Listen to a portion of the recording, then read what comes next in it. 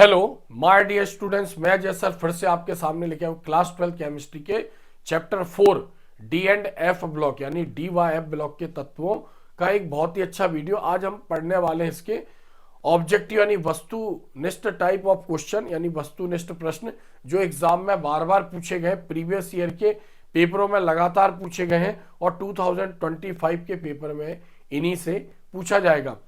अभी कुछ दिनों से मैं हिंदी मीडियम के वीडियो बना रहा हूं, यानी जो 12th केमिस्ट्री है यानी 12th रसायन, उसमें हिंदी मीडियम के जो बच्चे हैं उनके लिए मैं वीडियो बना रहा हूं। इसके पहले मैंने इंग्लिश मीडियम के कंटेंट अपने वीडियो अपने चैनल पर अपलोड किए हैं, तो लगातार मुझसे इंग्लिश मीडियम यानी अंग्रेजी माध्यम के बच्चे भी जुड़े रहे। अभी चूंकि बहुत सारे हिंदी मीडियम के बच्चे भी मैसेज करते सर हमारे लिए भी बनाइए, तो मेरी कोचिंग हो गई या स्कूल हो गया तो बहुत सारे बच्चे कहीं ना कहीं बोलते हैं, तो मैंने सोचा कि चलो ठीक है, पहले इंग्लिश मीडियम के कंटेंट खत्म होने देते, उसके बाद बनाना शुरू करते। चूंकि टाइम बहुत कम था, इंग्लिश मीडियम के लगभग मैं 95% कंटेंट अपलोड कर चुका हूं। कुछ 2-3 वीडियो बचे हुए जिनको भी मैं बहुत जल्दी अपलोड कर दूंगा। हिंदी मीडियम के अभी ये आज का चौथा वीडियो है। इसके पहले विलियन के ऑब्जेक्टिव टाइप क्वेश्चन, उसके बाद विद्युत रसायन, फिर अभी रिसेंटली रासायनिक बलगतिकी, इनका वीडियो मैंने अपलोड किया है। आज हम पढ़ने वाले यहाँ पर डी व एफ ब्लॉक के तत्व। तो अगर इंग्लिश मीडियम के कोई बच्चे अगर वीडियो देखते हैं तो हिंदी मीडियम के बच्चों को शेयर किया करो, और हिंदी मीडियम का कोई बच्चा मेरा वीडियो देख रहा है तो इंग्लिश मीडियम के बच्चे को शेयर किया करो आप अपने दोस्तों को, ताकि कहीं ना कहीं उसकी भी हेल्प हो सके। 99.9% जो मैं कंटेंट आपको दे रहा हूं इसी में से ही फाइनल एग्जाम में क्वेश्चन आएंगे। 1.1% की जो संभावना है, क्योंकि बोर्ड 1-2 नंबर के कुछ नए क्वेश्चन अपलोड कर देता है, तो कहीं ना कहीं या तो बच्चे के वो पढ़े हुए होते पहले से, उसके प्री नॉलेज पर बेस्ड होते हैं, तो कहीं ना कहीं वो उसको भी सॉल्व कर सकता है। ऐसे अगर आप मेरे वीडियो देखते हैं तो आप 101% एग्जाम में अच्छे मार्क्स ला सकते हैं। तो आज हम पढ़ने वाले हैं चैप्टर 4 अध्याय 4 डी व एफ ब्लॉक के तत्व। डी व एफ ब्लॉक के तत्व एमपी बोर्ड परीक्षा के लिए अति महत्वपूर्ण वस्तुनिष्ठ प्रश्न, उनके उत्तर के साथ, मतलब क्वेश्चन पढ़ेंगे उसके आंसर को भी समझेंगे। 12वीं रसायन 2025 स्पेशल जो वीडियो मैं बना रहा हूं करेंटली, ये एमपी बोर्ड के बच्चों के लिए बना रहा हूं, क्योंकि एमपी बोर्ड के बच्चों के लिए प्लेटफॉर्म ऑनलाइन पर बहुत कम है। और ठीक है, बहुत सारे लोग बनाते हैं, ऐसा नहीं है, बहुत सब अच्छे वीडियो बना रहे हैं, लेकिन चूंकि एक लंबे समय से मैं कॉपी चेक भी करता आ रहा हूँ, वीडियो भी बनाता आ रहा हूँ और पढ़ाता भी आ रहा हूँ, तो मेरे पास भी एक अच्छा नॉलेज है। और मेरे कोचिंग के बच्चे 100 आउट ऑफ 100 मार्क्स कई बार एग्जाम में लाए हैं बोर्ड के 12th केमिस्ट्री में। तो आप मेरे वीडियो पर डिपेंडेबल होकर केवल केमिस्ट्री पर आप अच्छे मार्क्स ला सकते हैं। तो इसको पढ़ने के पहले मैं बता दूं, चूंकि डी ब्लॉक व एफ ब्लॉक के तत्वों के बारे में हम जानते हैं, यानी केमिस्ट्री क्या है, रसायन क्या है, पदार्थों का अध्ययन, और सभी पदार्थ तत्वों से मिलकर बने। यानी अगर हम बात करें कि केमिस्ट्री क्या है, तो केमिस्ट्री पदार्थों का अध्ययन है। किसका अध्ययन है? पदार्थ का। और पदार्थ किससे मिलकर बने हैं? तत्वों से मिलकर बने हैं। अब तक 1 से लेके यानी 1 to 118, 1 से लेके 118 तत्व खोजे गए हैं, 1 से लेके 118 तत्व। और तत्व की इकाई क्या होती है? परमाणु होती है। तत्व की इकाई परमाणु होती है, यानी एक समान परमाणुओं से मिलकर तत्व का निर्माण होता है। या हम कह सकते हैं कि परमाणु क्या है? तत्व का वह सूक्ष्मतम कण जो स्वतंत्र अवस्था में नहीं रह सकता है और रासायनिक क्रियाओं में भाग लेता है, परमाणु कहलाता है। फिर हम बात करते हैं परमाणु की, तो परमाणु का अपना एक परमाणु क्रमांक होता है। क्या होता है? परमाणु क्रमांक। परमाणु क्रमांक मतलब नाभिक में प्रोटॉनों की संख्या और कक्षाओं में इलेक्ट्रॉनों की संख्या को प्रदर्शित करता है। जनरली हम बोलते हैं कि नाभिक में प्रोटॉनों की संख्या को हम परमाणु क्रमांक बोलते हैं। फिर हम ये बोलते हैं कि जितने भी परमाणु होते हैं सब विद्युत उदासीन होते हैं, इलेक्ट्रॉन प्रोटॉनों की संख्या बराबर होती है। तो हम ये कह सकते हैं कि प्रोटॉन के बराबर इलेक्ट्रॉन होते हैं, इसलिए परमाणु क्रमांक डायरेक्टली किसी परमाणु में कुल इलेक्ट्रॉनों की संख्या को भी व्यक्त करता है। फिर हम यहाँ पर बोलते हैं कि परमाणु में क्या होता है? परमाणु भार भी होता है। परमाणु भार। तो परमाणु का परमाणु क्रमांक होता है, परमाणु भार होता है, भार नाभिक में होता है, प्रोटॉन प्लस न्यूट्रॉन मिलकर भार बनाते द्रव्यमान, और परमाणु क्रमांक जनरली यहाँ हम बात करेंगे कि कक्षाओं में उपस्थित इलेक्ट्रॉनों की संख्या को हम कह रहे हैं, प्रोटोनों को भी बोलते, बट यहाँ पर हमें ध्यान रखना है कि परमाणु क्रमांक कक्षाओं में उपस्थित इलेक्ट्रॉनों की संख्या है। हम सभी जानते हैं जो परमाणु होता है उसका आकार कैसा होता है, गोल होता है। परमाणु के केंद्र में नाभिक और उसके चारों तरफ कक्षाएं होती हैं, इन कक्षाओं में लगातार इलेक्ट्रॉन चक्कर लगाते हैं और ये क्या कहलाता है, इसका नाभिक कहलाता है। इनको बोलते हैं हम कक्षाएं। कोई भी परमाणु है उसके नाभिक के चारों तरफ जो वृत्ताकार पथ है, रास्ते हैं, उनको हम कक्षाएं बोलते हैं। कक्षाएं एक बड़ा एरिया है, कक्षाएं उपकोष से मिलकर बनी होती है। कक्षाओं को हम कोष भी बोलते हैं और ऑर्बिट भी बोलते हैं और इंग्लिश में सेल्स बोलते हैं। तो कक्षाएं या ऑर्बिट या कोष, कक्षाएं उपकोष से मिलकर बनी होती हैं और उपकोष 4 प्रकार के होते हैं। उपकोष को हम उपकक्षा भी बोलते हैं। उपकोष 4 प्रकार के होते हैं, एस, पी, डी, एफ। तो अब किसी परमाणु का आखिरी इलेक्ट्रॉन कौन से उपकोष में गया, एस में, पी में, डी में और एफ में, इस आधार पर तत्वों को आधुनिक आवर्त सारणी में 4 ब्लॉकों में बांटा गया है। एस ब्लॉक के तत्व, पी ब्लॉक के तत्व, डी ब्लॉक के तत्व और एफ ब्लॉक के तत्व। अगर परमाणु का आखिरी इलेक्ट्रॉन एस उपकोष में जाता है तो एस ब्लॉक के तत्व, पी में जाता है तो पी ब्लॉक के तत्व और डी में जाता है तो डी ब्लॉक के तत्व और एफ में जाता है तो एफ ब्लॉक के तत्व, हम उसको बोलेंगे। चूंकि तत्वों को आवर्त सारणी में रखना यानी तत्वों का वर्गीकरण कहलाता है, यानी तत्वों का वर्गीकरण करने के लिए, उनको जमाने के लिए बहुत सारे वैज्ञानिकों ने कहीं ना कहीं अपना दिमाग लड़ाया। जैसे पहले डॉबेरिनर हो गए, फिर न्यूलैंड हो गए, लूथर मेयर हो गए, मेडलीफ हो गए, उसके बाद मोजले आए, बोरबरी आए। तो कहीं ना कहीं जो फाइनल टेबल बनी उसको हमने नाम दिया आधुनिक आवर्त सारणी, जो परमाणु क्रमांक पर आधारित थी, जिसके लिए मोजले ने एक आधुनिक आवर्त नियम दिया था। उसके बेस पर परमाणुओं को आधुनिक आवर्त सारणी में बढ़ते हुए परमाणु क्रमांक के आधार पर रखा गया। तो आधुनिक आवर्त सारणी बाएं से दाएं बनी है, लेफ्ट टू राइट, और लेफ्ट साइड में जैसे H का परमाणु क्रमांक 1 इलेक्ट्रॉन है, उसके बाद इधर आ जाएगा हीलियम का परमाणु क्रमांक 2, फिर इधर आ जाएगा लिथियम परमाणु क्रमांक 3, फिर आगे चलेंगे परमाणु क्रमांक 4, फिर बोरान आ जाएगा परमाणु क्रमांक 5, कार्बन आ जाएगा 6। तो ऐसे पीरियोडिक टेबल आधुनिक आवर्त सारणी बाएं से दाएं की ओर बनी है। तो 118 तत्वों को आधुनिक आवर्त सारणी में रख दिया गया। बाकी की जो टेबल बनी, जो वर्गीकरण था, वो ऐसा नहीं कि गलत था, उसमें बहुत सारे एरर थे। क्योंकि उन्होंने परमाणु भार को आधार मानकर तत्वों का वर्गीकरण करते थे, इसलिए बार बार वो गलत हो जाते थे। तो तत्वों या परमाणु के गुण उनके परमाणु क्रमांक पर आधारित होते, इलेक्ट्रॉनों की संख्या पर आधारित होते। तो आज हम इसी से संबंधित चैप्टर पढ़ने वाले हैं, डी ब्लॉक के तत्व, क्योंकि आधुनिक आवर्त सारणी को 4 ब्लॉकों में बांटा गया है, S block, P block, D block और एफ ब्लॉक के तत्व। तो हमें क्या पढ़ना है यहाँ पर, डी और एफ ब्लॉक के तत्व। तो हम कोशिश करेंगे कि इसमें जो भी कंसेप्ट लगे उसको समझते हुए हम इनके इंपॉर्टेंट ऑब्जेक्टिव समझने की कोशिश करेंगे। ऑब्जेक्टिव किसी भी फॉर्म में एग्जाम में आ सकते, लेकिन हमें यहाँ पर हम जनरली ज्यादातर इसमें मैंने कुछ वन वर्ड, एक शब्द या वाक्य के रूप में क्वेश्चन रखे हुए और क्या बोलते हैं सही विकल्प चुनकर लिखिए उसके रूप में, और 1-2 रिक्त स्थान के रूप में रखे हुए। तो बार बार यही एग्जाम में आते हैं, यूनिक आंसर है, किसी भी रूप में एग्जाम में आए, वन टाइम हमें इन्हें पढ़ना है और दिमाग में रखना है। तो हम क्या बोलेंगे, पहला क्वेश्चन क्या है, डी ब्लॉक के तत्व क्या है, डी ब्लॉक के तत्व क्या कहलाते हैं।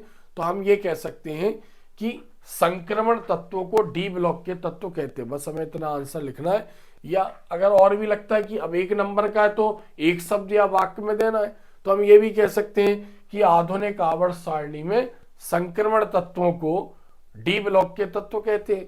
या ये भी कह सकते हैं कि आधुनिक आवर्त सारणी में समूह 13 से लेकर समूह 12 तक के तत्वों को हम डी ब्लॉक के तत्व कहते हैं। तो डी ब्लॉक के तत्व क्या कहलाते हैं और क्या कहते हैं, तो यहां पर इसका आंसर होगा संक्रमण तत्व।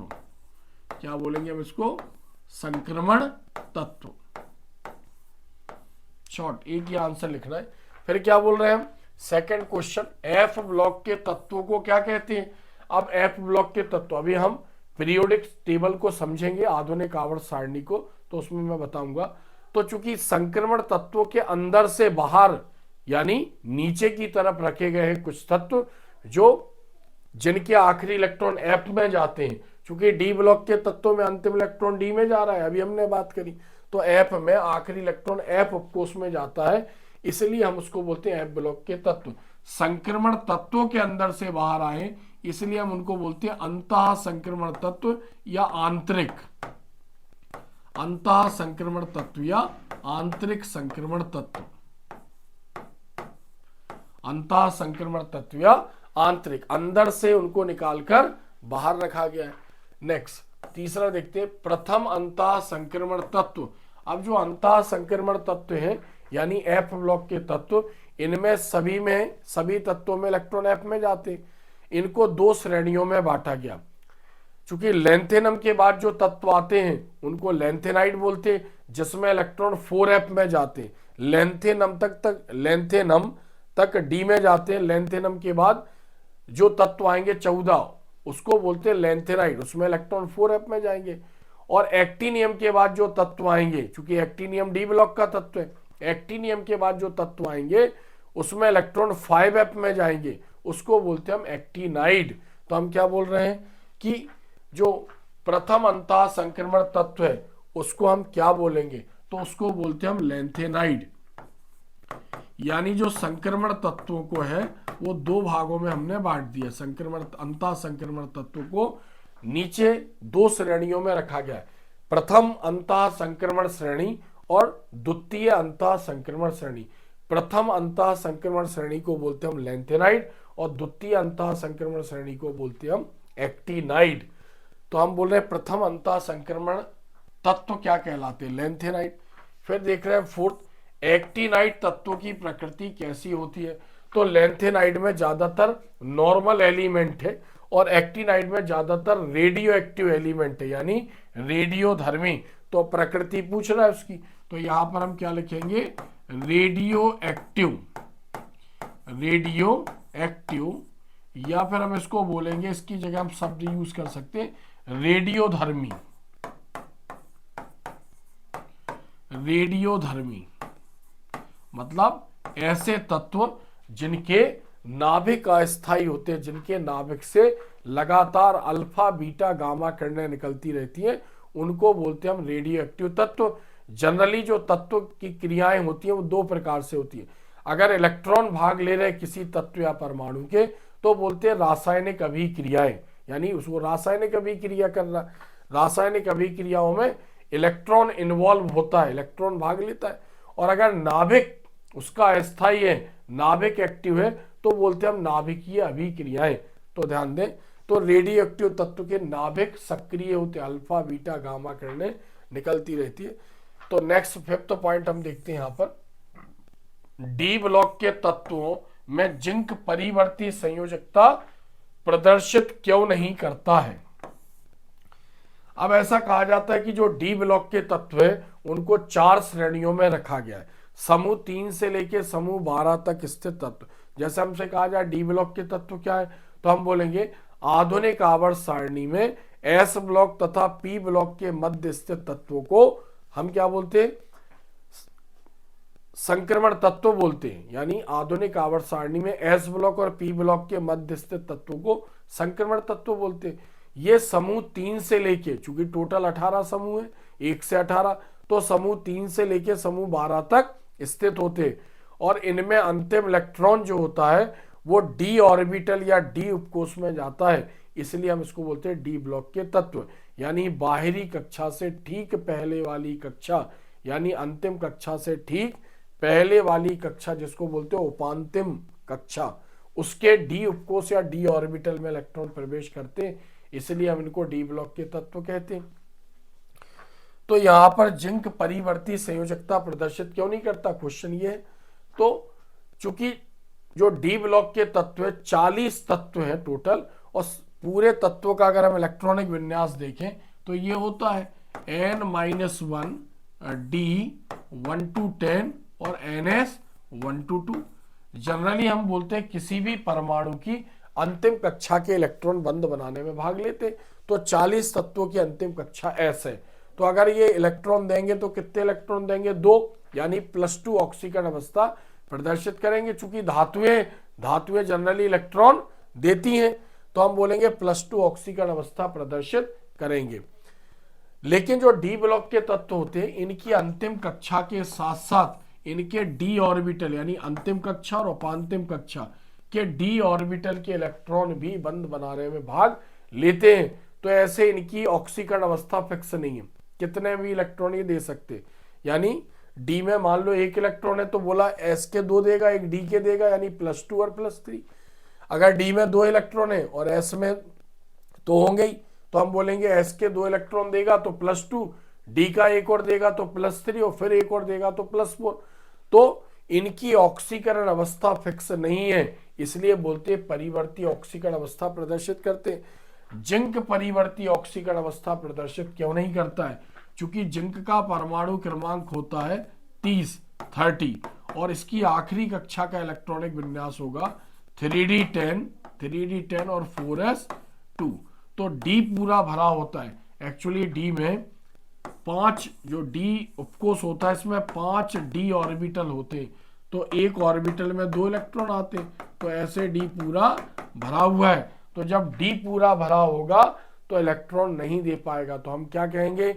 कौन सा डी ब्लॉक का तत्व इलेक्ट्रॉन दे पाएगा? जिसके डी ऑर्बिटल पूर्ण रूप से भरे हुए ना हो, यानी आंशिक रूप से भरे हुए हो, अपूर्ण रूप से भरे हुए हो, वो डी के इलेक्ट्रॉन दे पाएगा। तो जिंक का डी पूरा भरा हुआ है, केवल ये S के 2 इलेक्ट्रॉन दे सकता है। इसलिए हम बोलते हैं कि डी ब्लॉक के तत्वों में जिंक परिवर्ती ऑक्सीकरण अवस्था प्रदर्शित नहीं करता है। तो अगर हमसे कहा जाए कि इसका आंसर क्या होगा, तो हम इसका आंसर देखते हैं यहाँ पर। तो इसका आंसर है कि अयुग्मित इलेक्ट्रॉन नहीं है, या हम ये कह सकते हैं इसमें क्या बोलेंगे? अयुग्मित इलेक्ट्रॉन ना होने के कारण, अयुग्मित इलेक्ट्रॉन ना होने के कारण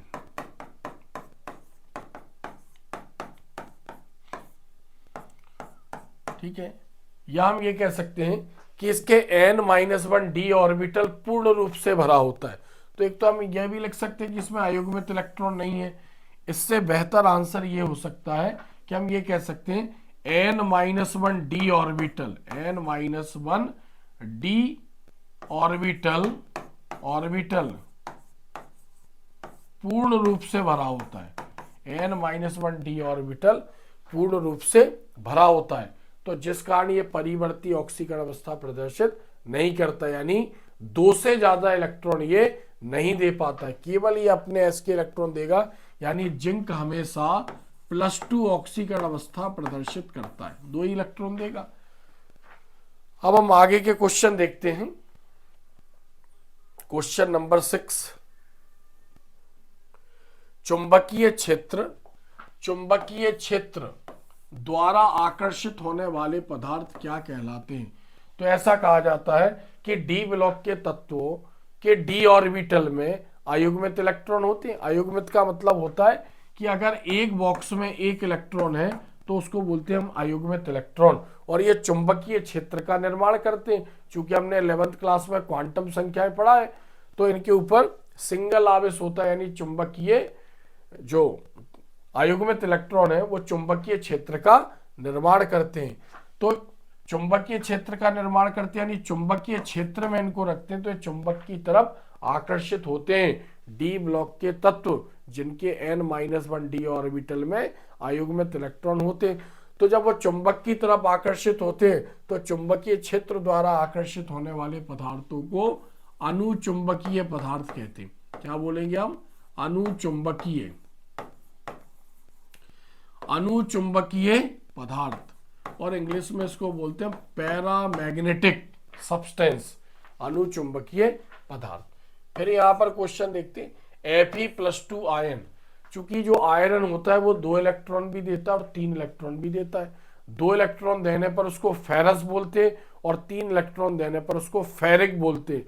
तो जब लोहा 2 इलेक्ट्रॉन देगा तो हम उसको फेरस आयन या फिर हम सेकंड भी लिखते हैं क्योंकि 2 इलेक्ट्रॉन दे रहा है। तो इसमें अयुग्मित इलेक्ट्रॉनों की संख्या कितनी होगी ये हमें बतानी है कि जब आयरन 2 इलेक्ट्रॉन देगा तो इसमें अयुग्मित इलेक्ट्रॉनों की संख्या क्या होनी चाहिए।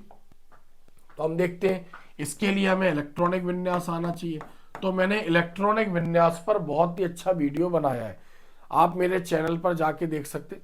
ऐसे बच्चे जिनको इलेक्ट्रॉनिक विन्यास लिखना नहीं आता है, इलेक्ट्रॉनिक विन्यास परमाणु क्रमांक पर आधारित होता है। इलेक्ट्रॉनिक विन्यास को लिखने के लिए हमें 3 बातों की जानकारी होनी चाहिए कि जिस परमाणु का इलेक्ट्रॉनिक विन्यास लिख रहे हैं उसका परमाणु क्रमांक क्या है, पहला पॉइंट। दूसरा, आपबाऊ एक सिद्धांत है 11th क्लास में, जो परमाणु संरचना दूसरा चैप्टर था उसमें था। आपबाऊ सिद्धांत के आधार पर उपकोषों का बढ़ता हुआ क्रम, जैसे 1s 2s 2p 3s 3p ये, और फिर sp-d-f उपकोष में अधिकतम इलेक्ट्रॉन कितने आते हैं, s में 2 इलेक्ट्रॉन, p में 6 इलेक्ट्रॉन, d में 10 और f में 14 इलेक्ट्रॉन आते हैं। इसका नॉलेज हमें होना चाहिए। तो इसके ऊपर मैंने एक वीडियो बनाया था इलेक्ट्रॉनिक विन्यास, चैनल पे जाके देखेंगे तो आपको मिल जाएगा। तो इलेक्ट्रॉनिक विन्यास प्रत्येक बच्चे को आना चाहिए, क्योंकि केमिस्ट्री में इलेक्ट्रॉनिक विन्यास को केमिस्ट्री की आत्मा कहा गया है, सोल। अगर हमें इलेक्ट्रॉनिक विन्यास का नॉलेज नहीं है तो हमें केमिस्ट्री में प्रॉब्लम आती है। तो आयरन का परमाणु क्रमांक कितना होता है, 26। आखिरी कक्षा की बात करेंगे हम, तो आखिरी कक्षा 3d6 और 4s2 ये इसकी अंतिम कक्षा है और ये इसकी उपांतिम, ठीक पहले वाली कक्षा है। तो डी के ऑर्बिटल भी, डी के इलेक्ट्रॉन भी संयोजी इलेक्ट्रॉन के समान व्यवहार करते हैं, इसलिए डी के इलेक्ट्रॉन भी बंध बनाने में भाग लेते हैं। तो हम क्या बोल रहे हैं, डी उपकोष में कितने बॉक्स होते हैं, 5 बॉक्स होते हैं, तो ये हमने 5 बना दिए।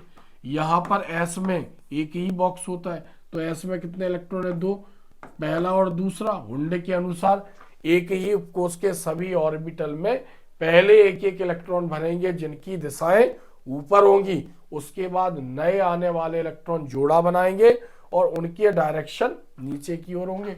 तो 6 इलेक्ट्रॉनों को भरना है, तो 1 2 3 4 5 और 6 ये हमने भर दिए।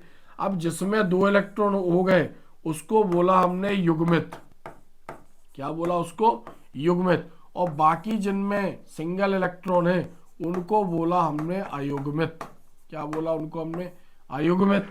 तो चूंकि लोहा जब 2 इलेक्ट्रॉन देगा, लोहा मतलब आयरन जब 2 इलेक्ट्रॉन देगा तो ये सबसे पहले अपने ये इलेक्ट्रॉन त्यागेगा, ये इलेक्ट्रॉन त्यागेगा तो आयरन के ऊपर चार्ज कितना आ जाएगा, +2। तो ये इलेक्ट्रॉन अपने ये त्याग देगा 2 इलेक्ट्रॉन। अब 2 इलेक्ट्रॉन देने के बाद हम इसके देखते हैं अयुग्मित इलेक्ट्रॉन, 1 2 3 4 कितने अयुग्मित इलेक्ट्रॉन बचे इसके पास, 4 अयुग्मित इलेक्ट्रॉन। तो लोहा जब 2 इलेक्ट्रॉन दे देगा तो उसमें अयुग्मित इलेक्ट्रॉनों की संख्या कितनी होगी, 1 2 3 4। तो आंसर क्या है, 4 अयुग्मित इलेक्ट्रॉन, 4 अयुग्मित इलेक्ट्रॉन, ये इसका आंसर होगा, 4 अयुग्मित इलेक्ट्रॉन। ठीक है, तो ये क्लियर है, समझ में आ गया होगा आपको। इलेक्ट्रॉनिक विन्यास के आधार पर ही हमें अयुग्मित इलेक्ट्रॉनों की संख्या की जानकारी प्राप्त होगी।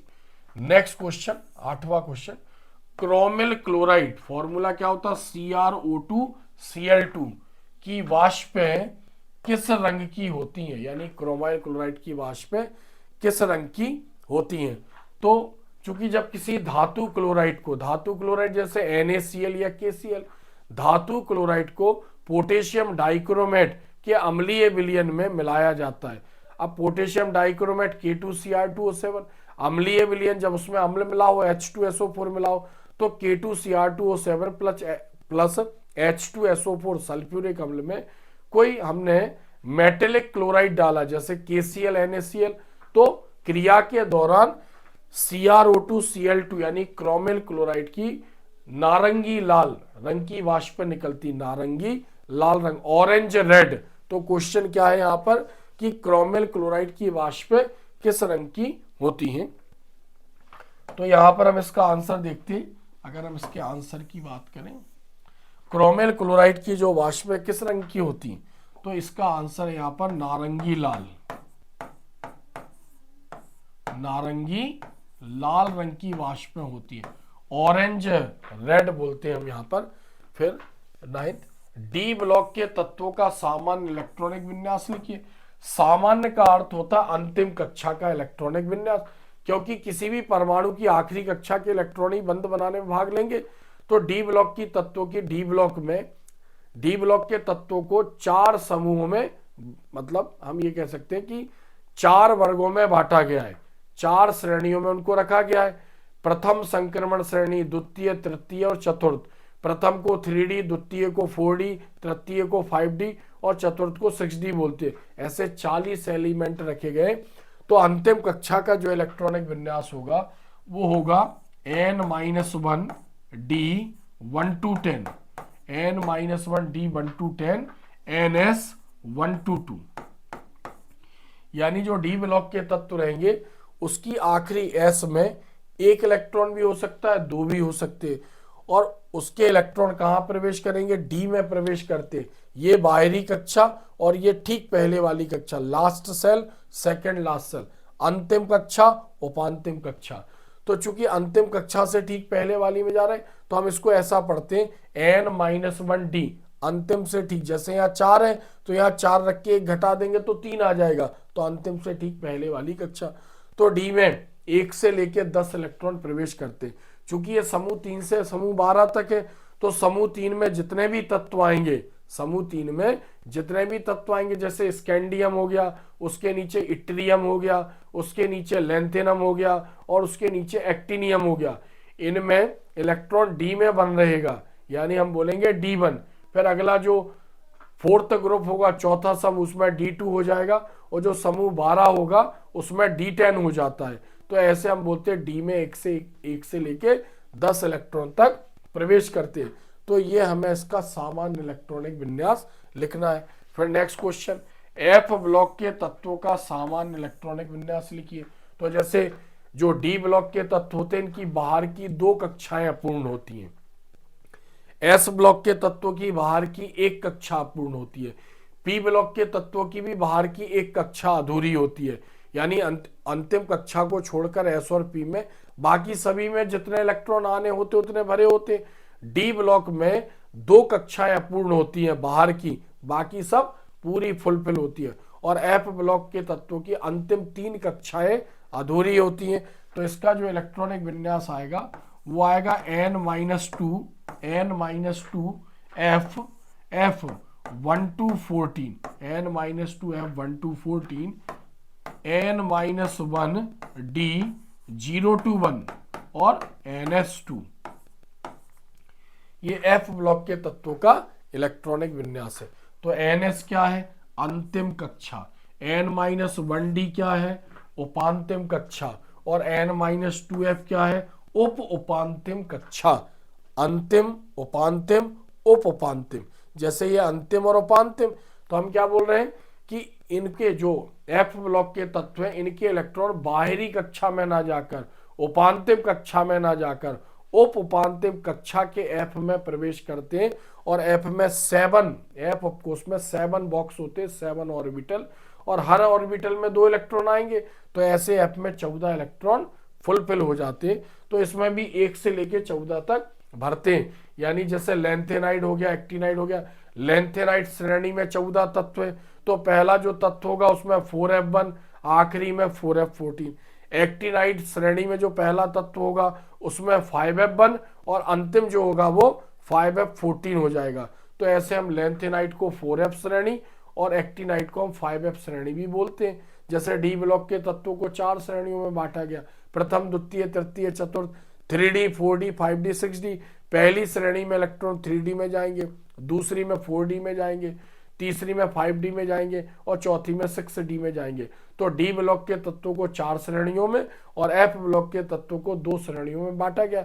चूंकि इसमें अंतर भी लिखने के लिए आता है एग्जाम में, तो अंतर भी लिखने के लिए आता है तो हम अंतर भी बता सकते हैं कि डी ब्लॉक के तत्वों को 4 श्रेणियों में बांटा गया है, एफ ब्लॉक के तत्वों को 2 श्रेणियों में बांटा गया है, डी ब्लॉक के तत्वों को 3D, 4D, 5D श्रेणियों में रखा गया है, इसमें 4F और 5F में रखा गया, ऐसा हम लिख सकते हैं। तो केवल ये आपको याद रहे इसलिए मेरा पर्पस है इसको बताने का। थोड़े से टफ ऑब्जेक्टिव की कैटेगरी में आते हैं, बच्चा भूल जाता है। नेक्स्ट क्वेश्चन देखते हैं हम 11वां। कौन सा संक्रमण तत्व द्रव अवस्था में रहता है? अब संक्रमण तत्व हम डी ब्लॉक के तत्वों को बोलते हैं, क्योंकि बाएं से दाएं जाने पर गुण परिवर्तित होते हैं। इनको एस और पी के बीच में रखा गया। एस ब्लॉक के तत्व क्रियाशील धातुएं और मुलायम धातुएं होती हैं, और उसके बाद पी ब्लॉक में जाते हैं तो उसमें अधातुएं आने लगती हैं। तो एस और पी के बीच में रखे गए, उनके गुण परिवर्तित हैं, परिवर्तनीय गुण वाले तत्व हैं, इसलिए इनको बोलते हैं हम संक्रमण परिवर्तनीय गुण। तो संक्रमण तत्वों को डी ब्लॉक के तत्व ही बोलते हैं। इसमें 40 तत्व रखे गए, सभी तत्व ठोस है, केवल मरकरी अपवाद है, मरकरी द्रव है। तो यहां पर द्रव तत्व कौन सा है? मरकरी। तो या तो आप इसका नाम लिख सकते थे Hg, या फिर आप क्या कर सकते थे, नाम लिख सकते थे Hg, या फिर ये संकेत लिख सकते हो, या फिर इसका नाम लिख सकते हो आप। तो इसका नाम लिख दिया हमने यहां पर मरकरी। मरकरी, अगर मरकरी किसी भी धातु के साथ होती है, एक नॉलेजेबल बात बता रहा हूं, मरकरी किसी भी धातु के साथ होती है तो मरकरी को हम अमलगम बोलते हैं। क्या बोलते हैं हम? अमलगम। जैसे हमने बोला Na प्लस Mg, Na मतलब sodium, sodium amalgam, Mg plus Hg magnesium amalgam, Zn plus Hg zinc amalgam. तो मरकरी को हम अमलगम के नाम से भी जानते हैं। नेक्स्ट क्वेश्चन देखते हैं यहाँ पर 12वां। पोटेशियम डाइक्रोमेट K2Cr2O7 में क्रोमियम की ऑक्सीकरण अवस्था होती है। अब पोटेशियम डाइक्रोमेट एक यौगिक है, और एक हम इसको बोलते हैं कि एक ऑक्सीकारक यौगिक है। ऑक्सीकारक, इसमें जब अम्ल मिलाएंगे तो ऑक्सीजन के परमाणु उत्पन्न करेगा। तो ऐसे यौगिक जिनमें अम्ल, क्षार या फिर उदासीन कोई यौगिक मिलाने पर वो अगर कोई परमाणु उत्पन्न करता है, ऑक्सीजन हो या क्लोरीन हो, किसी भी टाइप के परमाणु उत्पन्न करता है, तो हम उसको बोलते हैं यहां पर कि ऑक्सीकारक है। जैसे अधातु परमाणु उत्पन्न करेगा तो हम उसको बोलते हैं यहां पर ऑक्सीकारक है। तो K2Cr2O7 में जब अम्ल मिलाएंगे तो ये ऑक्सीजन के परमाणु उत्पन्न करता है, इसलिए ये ऑक्सीकारक है। तो हमें क्या बताना है कि K2Cr2O7 में क्रोमियम ने कितने इलेक्ट्रॉन दिए हैं। अब क्रोमियम क्या है? डी ब्लॉक का तत्व है। स्कैंडियम, टाइटेनियम, वेनेडियम, क्रोमियम, यानी डी ब्लॉक में 40 तत्व है, तो चौथे नंबर का तत्व है। पहले नंबर का तत्व क्या है डी ब्लॉक का? स्कैंडियम। दूसरा स्कैंडियम, फिर स्कैंडियम, टाइटेनियम, वेनेडियम।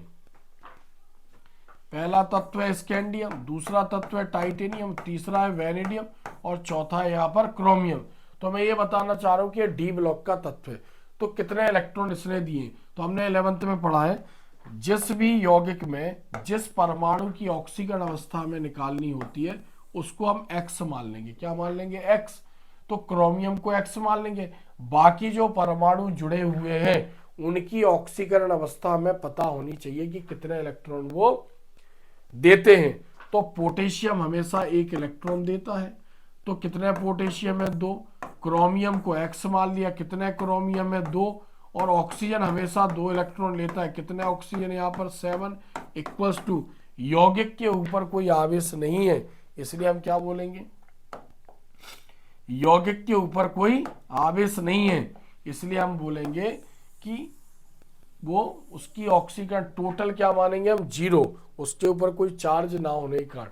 अब हम इसको जोड़ेंगे, ये हाइड्रोजन को ये पोटेशियम को बता रहा है, तो +2, यहाँ पर क्या हो जाएगा? 2x, और यहाँ पर हो जाएगा 7 - 2 यानी -14, और प्लस माइनस माइनस, तो 14 इक्वल्स टू हो जाएगा 0। अब इसमें से +2 को लेस कर देंगे 14 में से, तो क्या आ जाएगा? 2x - 12 equals to 0। 12 उधर चला जाएगा, तो क्या लिखेंगे?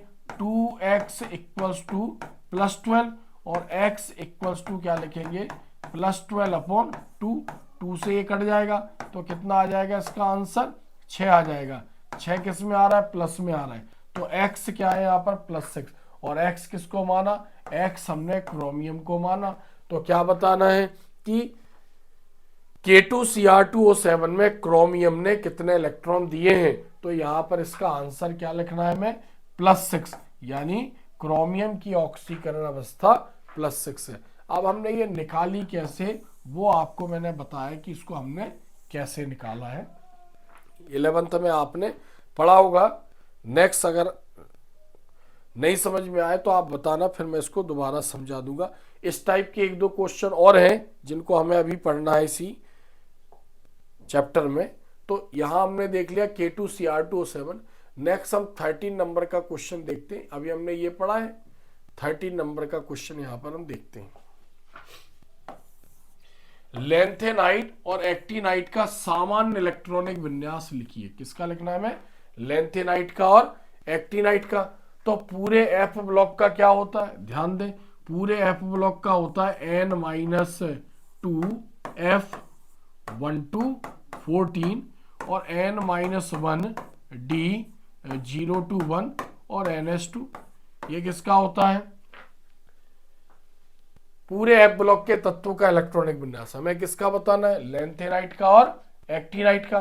तो मैं बता दूं, लेंथेनम का परमाणु क्रमांक होता है 57, ये डी ब्लॉक का तत्व है। लेंथेनम के बाद जो तत्व आएंगे उसको हम लेंथेनाइट बोलते हैं।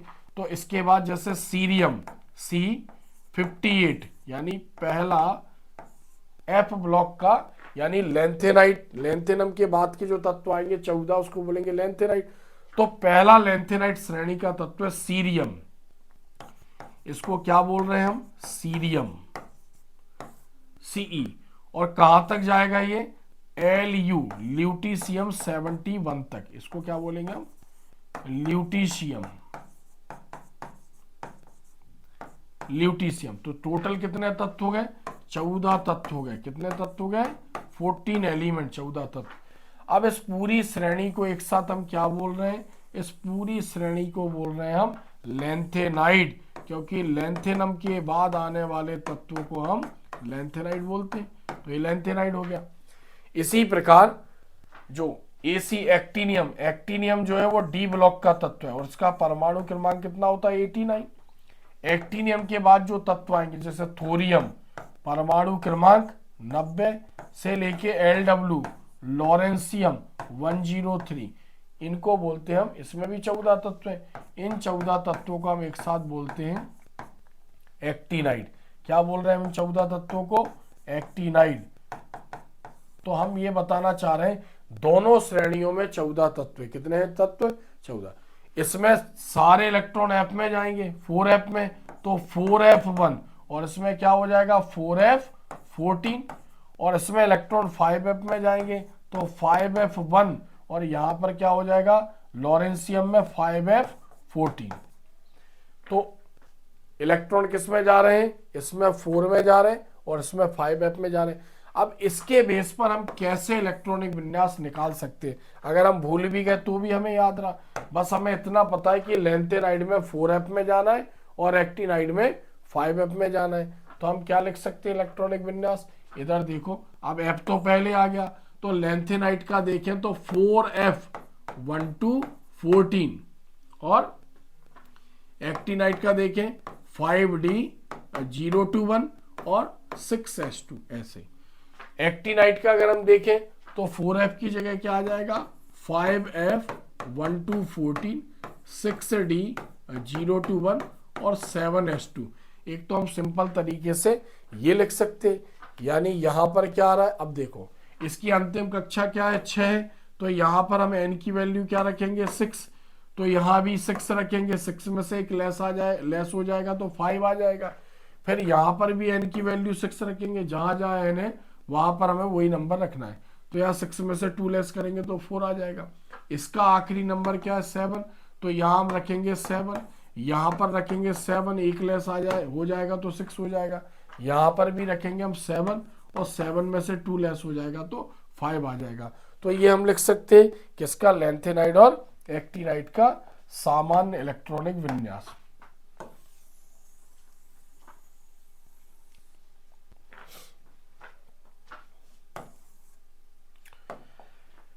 अब ये लिख सकते हैं, या फिर एग्जैक्ट हमें देखना है, तो चूंकि हम क्या बोल रहे हैं ध्यान से सुनना।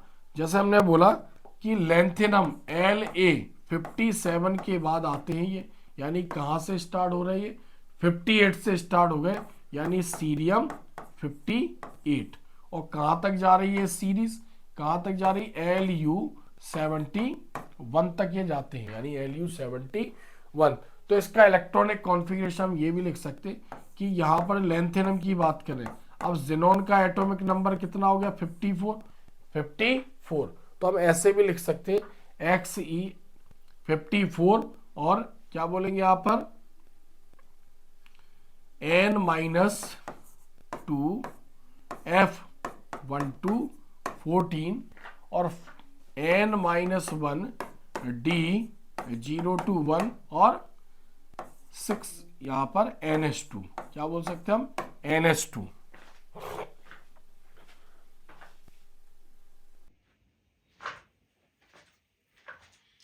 यहां पर जो मैं बता रहा था, यहां पर हम इस तरीके से इसको देख सकते, फिर से यहां पर देखते हैं।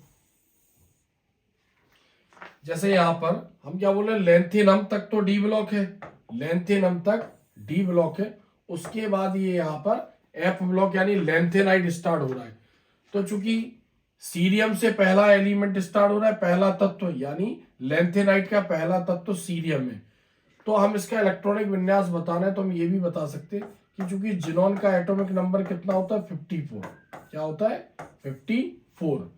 अब 54 हो गया, बाकी इसके इलेक्ट्रॉन यानी आगे के इलेक्ट्रॉनों की हम बात कर रहे हैं।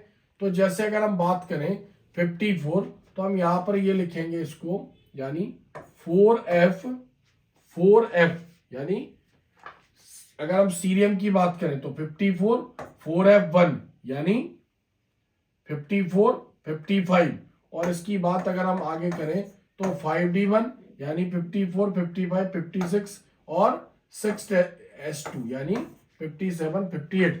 इस टाइप से भी हम इलेक्ट्रॉनिक कॉन्फ़िगरेशन को हम बताते हैं, इलेक्ट्रॉनिक विन्यास को, लेकिन ये थोड़ा सा टिपिकल है, इसलिए हम ये भी बता सकते हैं यहां पर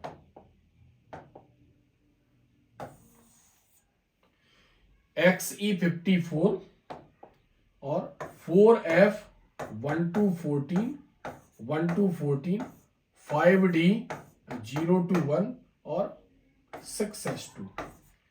अगर हमें ये याद हो जाता है तो ठीक है, नहीं तो इस टाइप का भी हम लिख सकते हैं। तो ये थोड़ा सा टफ है, इसलिए वो बताया सिंपल। बाकी अगर हम एक्टिनियम की बात करें यानी एक्टिनाइट श्रेणी की, तो एक्टिनियम के बाद आते हैं यानी 89 के बाद आएंगे। 89 मतलब थोरियम 90 से लेके LW लॉरेंसियम 103। तो इसमें हम देख रहे हैं जो इसका एटॉमिक नंबर है वो 90 के ऊपर जा रहा है। तो चूंकि हमें इसके कॉन्फ़िगरेशन को इसके समान बताना है, तो क्या लिख सकते हैं यहाँ पर, जेनोन की जगह यहाँ पर हमने रेडॉन बता दिया, और रेडॉन का एटॉमिक नंबर कितना होता है, 86। और बाकी हमने ये सीरीज इसकी रिपीट कर दी, यानी 5F1214 और 6D021 और 7S2, ये भी हम बता सकते। अब आपको जो भी सिंपल लगे वो हम लिख सकते हैं। तो फिर मैं बता रहा हूँ, फाइनल जो कॉन्फ़िगरेशन है वो हमें, या तो हम इसको लिख दें लेंथेनाइट का 4F1214 5D021 6S2, और एक्टिनाइट का हम ये लिख दें 5F1214 6D021 7S2, या फिर अगर ऐसा याद रहता है तो ये भी हम इसको लिख सकते हैं। यानी जो लेंथेनाइट है उसकी सीरीज यानी एटॉमिक नंबर 50 के ऊपर है और इसका 80 के ऊपर है, यानी 90 से स्टार्ट हो रहा है यहाँ पर। तो इस टाइप का हम लिख सकते हैं, जो भी याद रहे। नेक्स्ट अगला क्वेश्चन देखते हैं। संक्रमण तत्वों के अनुचुंबकीय एवं रंगीन गुण प्रदर्शित करने का क्या कारण है? तो हम बोलते हैं अयुग्मित इलेक्ट्रॉन है तो क्या करते हैं, दृश्य प्रकाश यानी दृश्य क्षेत्र की विकिरणों को अवशोषित करते हैं और उत्तेजित होकर उच्च ऊर्जा स्तर में चले जाते हैं। जब दोबारा अपनी कक्षा में लौटेंगे तो लिए गए जो प्रकाश है, रंग है, उसका एक विपरीत रंग उत्सर्जित करेंगे, जिस कारण जो डी ब्लॉक के तत्व है वो रंगीन दिखाई देते हैं। तो हम ये कहते हैं कि जो डी ब्लॉक के तत्व है उनके डी ऑर्बिटल में अयुग्मित इलेक्ट्रॉन है। जैसे मान लो एक इलेक्ट्रॉन हो गया, ये हो गया, इसको बोलते हैं अयुग्मित इलेक्ट्रॉन। और ये सब क्या है, ये सब डी ऑर्बिटल है, इस पूरे को डी को बोलेंगे। तो जब किसी इलेक्ट्रॉन ने, मान लो ये इलेक्ट्रॉन है, इसने ऊष्मा को अवशोषित किया यानी दृश्य क्षेत्र की किरणों को, तो उत्तेजित होकर ये आगे गया, यानी कोई भी रंग लेकर यहां से यहां जंप कर गया, जब लौटेगा तो लिए गए प्रकाश को उत्सर्जित कर देगा, बाहर कर देगा, और उसके कोई विपरीत रंग कॉम्प्लीमेंट्री कलर को निकालेगा, तो कोई ना कोई वो उत्सर्जित प्रकाश किसी ना किसी रंग का होगा। तो अनुचुंबकीय गुण हो गया या रंगीन गुण हो गया, दोनों किस पर डिपेंड करते हैं? अयुग्मित इलेक्ट्रॉनों की संख्या पर। किस पर डिपेंड करेंगे? अयुग्मित इलेक्ट्रॉन, अयुग्मित इलेक्ट्रॉन। तो हम क्या बोल रहे हैं कि जो डी ब्लॉक के तत्व हैं उनके n-1 d ऑर्बिटल में अयुग्मित इलेक्ट्रॉन होते हैं जो चुंबकीय क्षेत्र का निर्माण करते हैं या दृश्य क्षेत्र की किरणों को अवशोषित कर उत्तेजित होते और पुनः अपनी कक्षा में लौटने पर लिए गए प्रकाश के विपरीत रंग को उत्सर्जित करते, इसलिए वो रंगीन दिखाई देते। तो आंसर क्या है हमारा? अयुग्मित इलेक्ट्रॉन। नेक्स्ट क्वेश्चन देखते हैं यहाँ पर 15 नंबर, 15वें नंबर का क्वेश्चन देखते हैं। पोटेशियम परमैग्नेट यानी KMnO4 में उपस्थित संक्रमण धातु की ऑक्सीकरण अवस्था बताइए। यानी पोटेशियम परमैग्नेट, हो सकता है फॉर्मूला ना देता, ऐसे पूछ लेता कि पोटेशियम परमैग्नेट में कौन सी धातु है, यानी जो संक्रमण धातु है, और उसने कितने इलेक्ट्रॉन दिए हैं, ऐसे भी पूछ सकते थे क्वेश्चन। पोटेशियम परमैग्नेट में उपस्थित संक्रमण धातु, क्योंकि तो इसमें दो धातु है, पोटेशियम जो है वो एस ब्लॉक का तत्व है और Mn जो है वो संक्रमण धातु है। तो संक्रमण धातु, तो फॉर्मूला हमें याद होना चाहिए। तो जैसे हमने K2Cr2O7 का बताया, वैसे हम KMnO4 का भी बता सकते हैं। कोई आवेश नहीं है, इसलिए इसका कुल आवेश क्या आएगा? 0। पोटेशियम, चूंकि हमें Mn की बतानी है, Mn को x मान लेंगे। फिर क्या बोल रहा है? जो उसमें तत्व है उनकी पता होना चाहिए, तो पोटेशियम की +1 और Mn को क्या माना हमने? x, ऑक्सीजन की -2 और नंबर ऑफ ऑक्सीजन 4 है इक्वल्स टू 0। तो यहाँ पर क्या हो जाएगा? +1 x और यहाँ पर 4 2 जा 8 -8 और plus minus minus 8 equals to 0। एक लेस कर देंगे, x -7, x के बाद उधर जाएगा ये 7, तो क्या हो जाएगा? +7। तो यहाँ पर KMnO4 में जो पोटेशियम है उसकी ऑक्सीकरण अवस्था, सॉरी मैग्नीज की ऑक्सीकरण अवस्था कितनी है? +7। तो संक्रमण धातु यहाँ पर Mn मैग्नीज है। क्या है यहाँ पर? संक्रमण धातु मैग्नीज। Mn की ऑक्सीकरण अवस्था +7 होती है। नेक्स्ट क्वेश्चन 16, एक्टिनाइड लैंथेनाइड की तुलना में अधिक क्रियाशील क्यों है? तो इसका अगर हम आंसर देखें कि जो एक्टिनाइड है वो लैंथेनाइड की तुलना में अधिक क्रियाशील क्यों है, तो जो एक्टिनाइड है वो लैंथेनाइड की तुलना में अधिक क्रियाशील क्यों है? तो हम ये कह सकते हैं कि एक्टिनाइड की ऑक्सीकरण अवस्था, जैसे लैंथेनाइड जो तत्व है जनरली वो +3 ऑक्सीकरण अवस्था प्रदर्शित करते हैं, लेकिन कुछ जो तत्व है वो +2 और +4 इतने भी इलेक्ट्रॉन दे सकते हैं। और जो एक्टिनाइड है, ध्यान दें, ये भी +3 ऑक्सीकरण अवस्था प्रदर्शित करते हैं, लेकिन कुछ तत्व ऐसे जो +2 से +7 तक +7 तक इलेक्ट्रॉन दे सकते हैं। तो यहाँ पर हम ये कह सकते हैं कि एक्टिनाइड लैंथेनाइड की तुलना में अधिक क्रियाशील क्यों है? तो हम ये कहेंगे कि जो एक्टिनाइड है उनकी उच्च ऑक्सीकरण अवस्था होती है, यानी उच्च ऑक्सीकरण अवस्था के कारण, उच्च ऑक्सीकरण अवस्था के कारण, यानी लैंथेनाइड एक्टिनाइड की तुलना में ज्यादा इलेक्ट्रॉन दे सकते हैं, यानी उनकी ऑक्सीकरण अवस्था लैंथेनाइड से ज्यादा आएगी। तो आंसर क्या है यहाँ पर? उच्च ऑक्सीकरण अवस्था। नेक्स्ट क्वेश्चन देखते हैं यहाँ पर हम, क्वेश्चन नंबर 17। क्वेश्चन नंबर 17, परा यूरेनियम या ट्रांस यूरेनियम तत्व क्या है? तो यूरेनियम के बाद आने वाले क्या बोलेंगे? आंसर क्या है? यूरेनियम।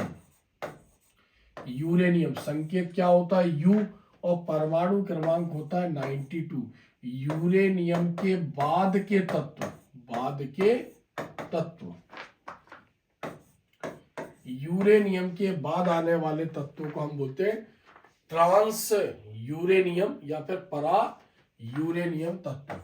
नेक्स्ट, स्कैंडियम का इलेक्ट्रॉनिक विन्यास लिखिए। अभी हमने बोला डी ब्लॉक का पहला तत्व है स्कैंडियम, डी ब्लॉक का पहला तत्व स्कैंडियम है। अब स्कैंडियम का परमाणु क्रमांक कितना होता है?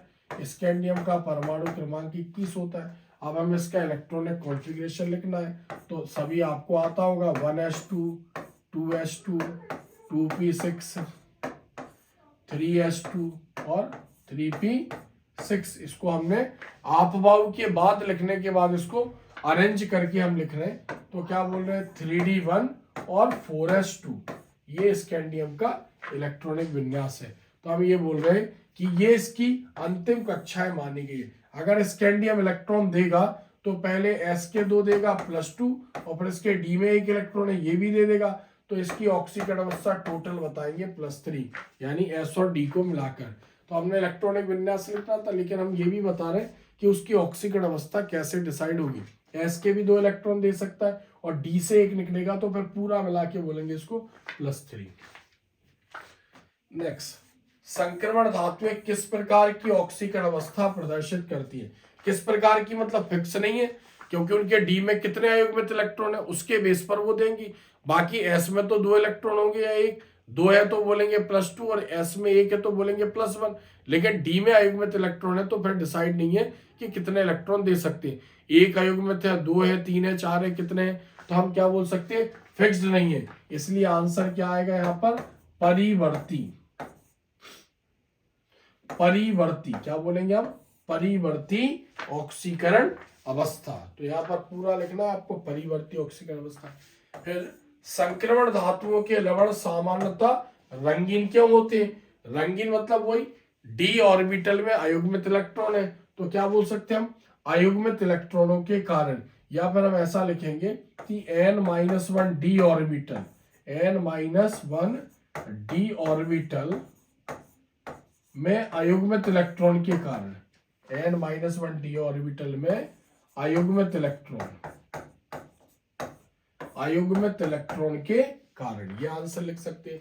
या फिर सिंपल भी लिख सकते थे, अयुग्मित इलेक्ट्रॉन के कारण। नेक्स्ट क्वेश्चन नंबर 21 देखते हैं। मरकरी एक खाली स्थान धातु है। तो अब धातु एस ब्लॉक का है, पी ब्लॉक में भी धातुएं होती हैं, डी में भी होती हैं और एफ में भी होती हैं धातुएं। तो किस मतलब कौन सी धातु है, तो हम इसको बोलेंगे यहाँ पर संक्रमण धातु है।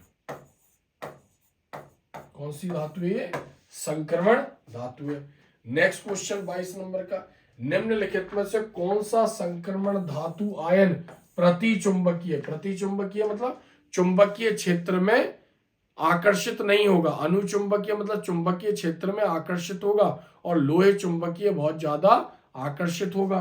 तो प्रतिचुंबकीय, प्रतिचुंबकीय ऐसे डी ब्लॉक के तत्व या ऐसे पदार्थ या ऐसे तत्व जिनमें सभी इलेक्ट्रॉन युग्मित होंगे, एक भी इलेक्ट्रॉन अयुग्मित नहीं होगा, चुंबकीय क्षेत्र में रखेंगे तो चुंबक से दूर होगा, प्रतिकर्षित होगा, उससे आकर्षित नहीं होगा। तो हमें इसमें पहचानना है। तो इधर देखो, कोबाल्ट का जो इलेक्ट्रॉनिक विन्यास होता है वो होता है 3d7 4s2। तो ये 2 इलेक्ट्रॉन दे रहा है। अगर ये 2 इलेक्ट्रॉन दे भी देता है तब भी इसका डी पूरा नहीं भरा, इसमें अयुग्मित इलेक्ट्रॉन चुंबकीय क्षेत्र का निर्माण करेगा। निकेल का जो परमाणु क्रमांक है वो 28 है, यानी 3d8 और 4s2।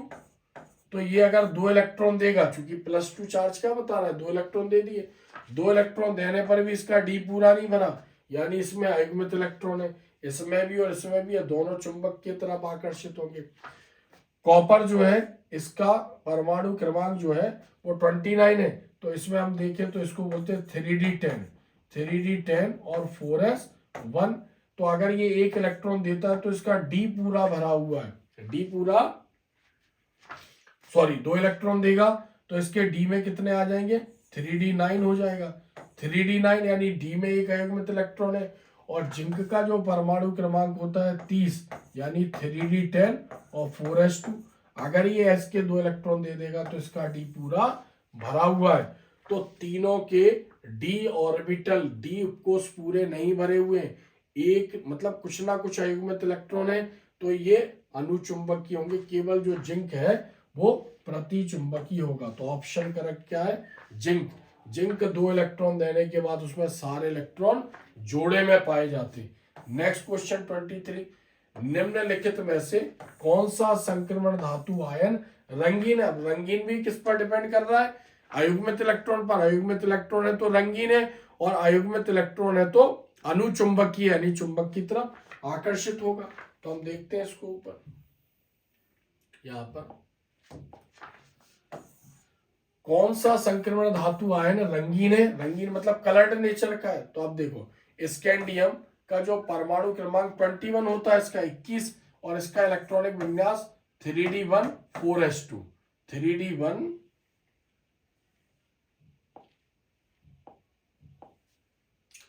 3d1 और 4s2। तो दो ये दे देगा, एक ये दे देगा, तीनों इलेक्ट्रॉन दे देगा ये। तो तीनों इलेक्ट्रॉन दे देगा तो इसमें सभी इलेक्ट्रॉन युग्मित है, ये रंगीन नहीं होगा। इसका इलेक्ट्रॉनिक विन्यास परमाणु क्रमांक 22 है, 3d2 और 4s2। ये चारों इलेक्ट्रॉन दे रहा है क्योंकि उसके ऊपर चार्ज +2 है, इसमें भी कोई अयुग्मित इलेक्ट्रॉन नहीं है, इसके पहले सब युग्मित है। अब वेनेडियम, अब स्कैंडियम, टाइटेनियम, वेनेडियम, वेनेडियम का परमाणु क्रमांक कितना 21 22 23, तो ये हो जाएगा 3d3 और 4s2। तो अब दो चार्ज है यानी दो इलेक्ट्रॉन दे रहा है, डी में अयुग्मित इलेक्ट्रॉन है, और यहाँ पर जो कॉपर है वो 3d10 है और 4s1 है, तो ये 4s के इलेक्ट्रॉन दे रहा है, इसका भी डी पूरा भरा हुआ है, यानी केवल वेनेडियम है जिसमें अयुग्मित इलेक्ट्रॉन है। तो ऑप्शन क्या है यहाँ पर, सी ऑप्शन सही है, यानी वेनेडियम जब दो इलेक्ट्रॉन देगा तो इसके डी में 3 अयुग्मित इलेक्ट्रॉन है, यानी ये रंगीन गुण प्रदर्शित करेगा। नेक्स्ट क्वेश्चन 24, अंतः संक्रमण तत्व कौन सा है? अंतः संक्रमण तत्व मतलब एफ ब्लॉक का तत्व। तो स्कैंडियम डी ब्लॉक का तत्व है, तो ये तो होगा नहीं। मरकरी डी ब्लॉक का तत्व है, वेनेडियम डी ब्लॉक का तत्व है, सीरियम एफ ब्लॉक का तत्व है, लेंथेनाइड श्रेणी का पहला तत्व, और लेंथेनाइड और एक्टिनाइड को हम एफ ब्लॉक के तत्व देख सकते हैं, एफ ब्लॉक के तत्व कहते हैं। तो यहाँ पर आप ध्यान दें, आपको पीरियोडिक टेबल का नॉलेज होना चाहिए था। तो इस टाइप की कोई पीरियोडिक टेबल है तो मैं ये बता रहा हूं, जब भी आप डी और एफ ब्लॉक के तत्व पढ़ने बैठे तो पीरियोडिक टेबल को पास में जरूर रखें, यानी आधुनिक आवर्त सारणी को पास में जरूर रखें, जिससे आपको उनकी पोजीशन देखकर आप उसको याद कर सकते हैं। जैसे हम यहां पर देख रहे हैं, तो ये जैसे समूह 1 से स्टार्ट हो गया, समूह 1 समूह 2 वर्टिकल कॉलम, इसको बोलते हैं समूह 1 2 3। यहां से समूह 3 4 5 6 7 8 9 10 11 और 12, ठीक है। इसके बाद क्या आ जाएगा 13, यहां से 14 15 16 17 और 18। तो टोटल 18 खड़े कॉलम है जिनको बोलते हैं वर्गीय समूह। तो इनको जो हमने यहाँ पर पढ़ा है समूह 1 और समूह 2, अब इन समूह 1 और समूह 2 को बोलते हैं हम एस ब्लॉक, और समूह 3 से लेके समूह 12 तक इसको बोलेंगे डी ब्लॉक और संक्रमण तत्व, और समूह 3 से लेके समूह 18 तक क्या कहलाएंगे, ये पी ब्लॉक के तत्व। और जो नीचे दिया गया है यानी ऊपर वाली श्रेणी है इसको बोलेंगे हम लेंथेनाइड, लेंथेनाइड, और नीचे वाली जो है इसको बोलेंगे हम एक्टिनाइड, और इन दोनों को एक साथ क्या बोलेंगे हम, एफ ब्लॉक के तत्व, एफ ब्लॉक के तत्व। तो हम देख सकते हैं इसमें 4 श्रेणियां हैं, कितनी श्रेणी है टोटल, डी ब्लॉक में 4 श्रेणी। एक तो ये है पहली श्रेणी, ये वाली फर्स्ट श्रेणी 10 तत्व है, इसमें भी 10 तत्व है यानी 20 हो गए, इसमें भी 10 तत्व है यानी 30 हो गए, और इसमें 10 तत्व है यानी कितने हो गए, 40 हो गए। ये डी ब्लॉक का पहला तत्व है स्कैंडियम, और ये डी ब्लॉक का आखिरी तत्व 112। अब ये एफ ब्लॉक के तत्व, तो ये कहां से हटाए गए, जैसे लेंथिनम 57 और हैफनियम 72, इसके 20 से 14 तत्व हटा के यहाँ रख दिए। फिर 89 एक्टिनियम और रदरफोर्डियम 104, इसके 20 से इनको रख दिया गया है। तो लेंथिनम के बाद लेंथेनाइड 14 और एक्टिनियम के बाद एक्टिनाइड, ऐसे आवर्त सारणी को पास में रखकर डी और एफ ब्लॉक को अगर हम पढ़ेंगे तो बहुत अच्छी तरीके से समझ में आ जाएगा। चूंकि इसके पीछे इतना मेहनत करने का प्रयास इसलिए भी था क्योंकि ये बहुत इंपॉर्टेंट ऑब्जेक्टिव है, प्रीवियस ईयर में पूछे ही गए हैं और बार बार इन्हीं में से भी पूछे जाते और आगे भी पूछे जाएंगे। क्योंकि कोई वीडियो छोटा कोई बड़ा वीडियो हो सकता है, बट चूंकि एक एक टॉपिक की एक एक ऑब्जेक्टिव की अपनी इंपॉर्टेंस है, तो आपको वीडियो पूरा देखना है, अंत तक देखना है, और अपने दोस्तों को शेयर करना ताकि वो भी इसका लाभ ले सके। इसके बाद ऐसे ही अच्छे वीडियो मैं आपके लिए लाता रहूंगा। आज के लिए इतना ही काफी है। धन्यवाद।